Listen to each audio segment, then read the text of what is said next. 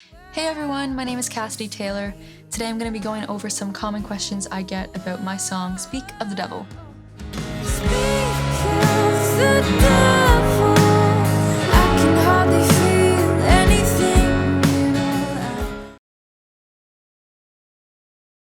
So the first part I wrote for Speak of the Devil was that intro guitar part, where just the dun dun dun dun dun. Dun.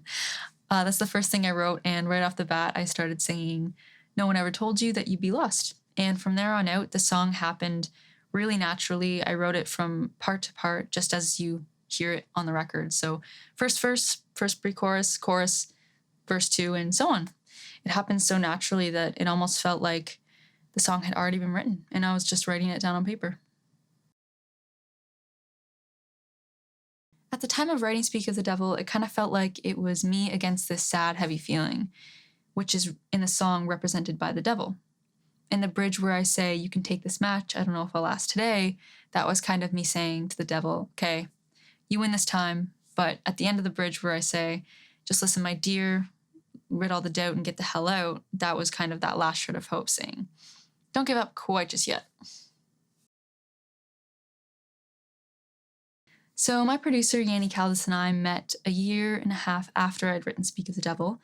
He approached me initially about working on a Christmas ad together, which never ended up happening. We ended up working on a bunch of my songs at the same time, and Speak of the Devil ended up being the first one we'd finished. At the time, we were working on so many songs for an EP, and Speak of the Devil was supposed to be a part of this EP. But we later realized that Speak of the Devil didn't actually go with anything else I had written. So we still wanted to release it, though. We loved the song and we loved the production so much that we just released it as its own thing. That telephone effect in the beginning of the song was actually a complete mistake. Yanni meant to put this effect on my voice and not the whole song, but he ended up doing that and we loved it. So we wanted to keep that, but we didn't want it to be throughout the entire song. So I had this idea of like transitioning that telephone effect and just kind of opening it up in the chorus, and we ended up loving that, so we kept it. For the acoustic guitar in Speak of the Devil, we borrowed an El Bonito from one of Yanni's friends, which I'm still jealous of, by the way. It's such a beautiful guitar. It's the model that Taylor had before Taylor became Taylor, and we use this for that whole EP I mentioned.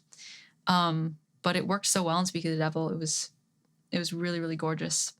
It was really interesting how all of this came to be because I didn't really trust Yanni at the time. We met until probably a few months after the song was out.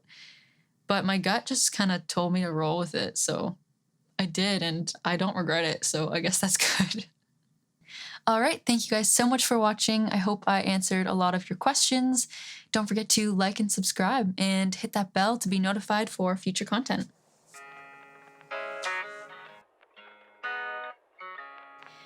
The idea behind the devil was